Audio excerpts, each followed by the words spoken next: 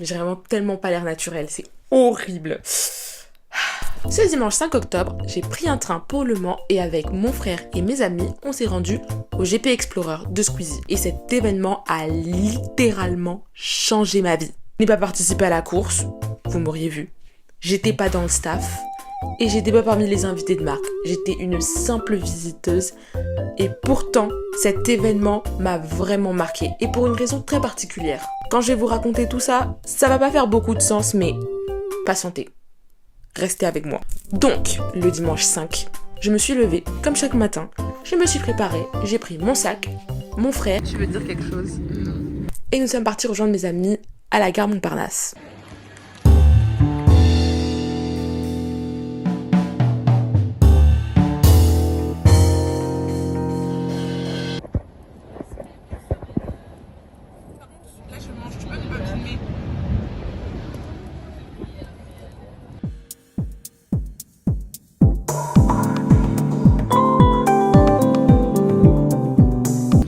Only put the shots où je suis beau, à peu près. Ok.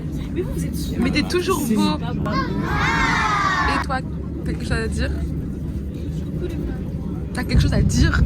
J'ai très hâte de voir le Squeezie et les autres dans la vraie vie. Je pense que je vais peut-être un peu pleurer. Ah oui?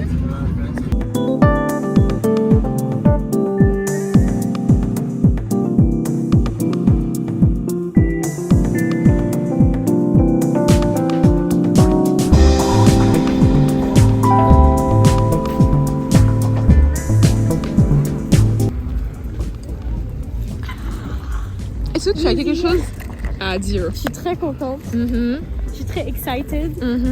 Et voilà. Quelque chose à dire. I'm very thankful to be here with my friends. Et on va s'amuser, on va avoir une bonne journée. Oh. Et là-bas, le grand dadais qui marche penché, c'est mon petit frère. Ah, il m'a entendu. Aïe! Il m'a écrasé. Moi aussi, je tiens à dire que je suis très contente d'être là et que mon porte-monnaie s'en remettra.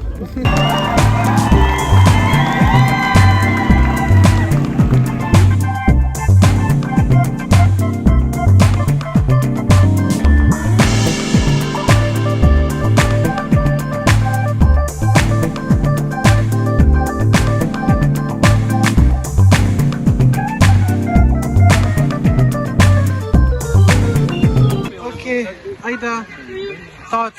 Je suis déçue que Squeezie la crache à la dernière seconde. Mais je suis contente que Katia soit dans le top 3. Une fille est dans le top 3. Et puis... Ouais, super. Français? Moi, je suis très contente déjà de la performance de mes deux chouchous, Ludwig et Michael Reeves, parce que il faut sachez que Michael Reeves a vraiment spin. Moi, je pensais que c'était la fin, il allait finir au fin fond de la piste. Il a fini 10e. Et Ludwig, très bon, très constant tout le long de la piste. Bien, je pense que il s'est vraiment joué safe. Il n'a pas cherché à aller attaquer les autres. Il est allé arriver 6e.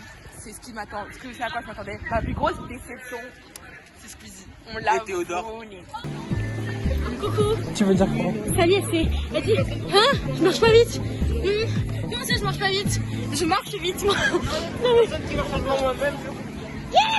Bon, jusque-là, c'est beaucoup d'extraits vidéo et vous devez sûrement vous demander est-ce que c'est un autre vlog et je me suis fait title fish? Non, tout ceci a du sens. Je viens à un point. Attendez. Restez avec moi.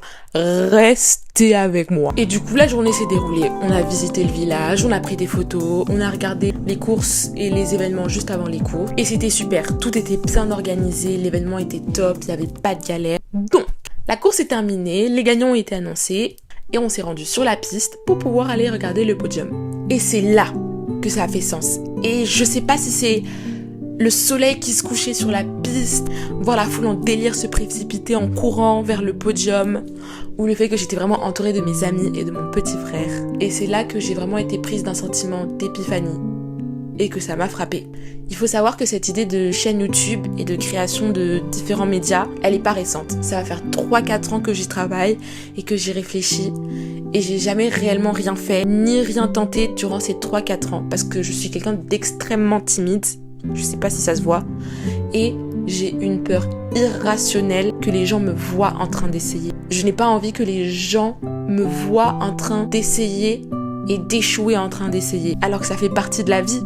Mais à ce moment-là, lorsqu'ils ont annoncé le podium et qu'ils étaient tous là-haut, je les ai regardés et je me suis dit, ces gens-là aussi, ils ont dû essayer. On a rien sans rien. On a vraiment rien sans rien. Pour certains d'entre eux, c'est des gens qui ont vraiment commencé à faire entendre parler d'eux en 2020 avec la période de Covid, mais c'est pas des gens qui ont essayé et qui ont réussi du jour au lendemain. C'est des gens qui ont essayé, qui ont tenté, qui ont appris, qui sont tombés et qui se sont relevés. C'est ça qui est beau. Et ça m'a parlé et ça m'a touchée. Et je me souviens, pendant le GP, à la toute fin, Dwagby a dit dans son discours: les rêves, ils prennent vie à partir du moment où on ouvre les yeux et qu'on ose regarder vers le ciel. Et il a fallu que je prenne un billet de train et que je me rende à des kilomètres et des kilomètres de là où j'habite pour que je me rende compte, pour que l'univers te donne un retour, il faut accepter de lui donner une partie de soi. Il faut que j'essaye. J'aurais beau rêver, l'écrire, manifester et y penser. Si je me lance pas maintenant, j'ai pas envie que dans 4 ans je le regrette. Alors cette vidéo, c'est une vidéo d'introduction et de présentation. Bonjour ou bonsoir. Je m'appelle Salimatou Amael Traoré, j'ai 20 ans et je peux dire que je suis créatrice de contenu.